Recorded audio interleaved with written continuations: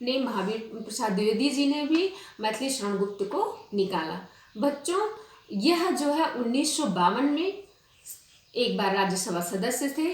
कुछ वर्षों के अंतराल के बाद पुनः ये 1958 में राज्यसभा के सदस्य नामित हुए। इनके जीवन में महादेवी वर्मा जी ने स्पष्ट रूप से कहा है कि इतना अत्यंत साधारण व्यक्तित्व का व्यक्ति दिखाई देने वाला अंतर आत्मा से कितना असाधारण है, इसका सामान्य तौर से कोई भी आंकन नहीं कर सकता है।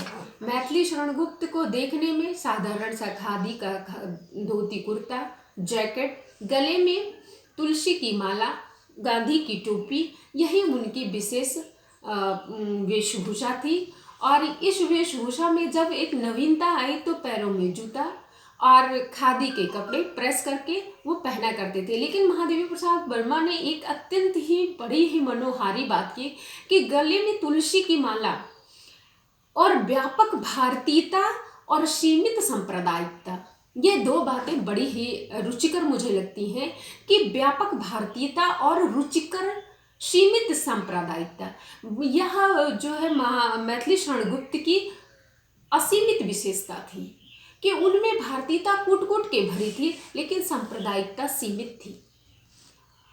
यह सशक्त नक्षत्र गांधी जी जब भी कभी चिरगांव जाते थे तो मैथिली शरण गुप्त के घर ही ठहरते थे। मैथिली शरण गुप्त के द्वारा 1912 में लिखी गई भारत भारती को पढ़ करके लोगों ने बहुत सारी जीवन में उपलब्धियां बटोरी, लोगों के जीवन जीने का तरीका ही बदल गया। इसी पर महावीर प्रसाद द्विवेदी ने उनको लिख करके कहा था कि साहित्य जितना ही सहज होगा, जितना ही सरल होगा, उतना ही लोगों के बीच में वो आत्मसात कर लिया जाएगा। इसीलिए गोस्वामी तुलसीदास आज भी लोगों के जुबान पर टिके हैं। साहित्य की विशेषता उसकी सरलता और सहजता में ही है। और काफ़ी उन्होंने प्रोत्साहित करके महावीर प्रसाद द्विवेदी जी ने मैथिली शरण गुप्त जी से आग्रह किया कि आप साकेत के 12वें सर्ग में आप समस्त घटनाओं को दिखाते हुए मानस के प्रभाव से, लेकिन साकेत की प्रमुख नायिका उर्मिला को विस्मृत मत कीजिए। उर्मिला को भी आप साहित्य के माध्यम से समाज में लाइए कि यहाँ से साहित्य में के माध्यम से समाज में उर्मिला का जो उद्भव दिखाया जाता है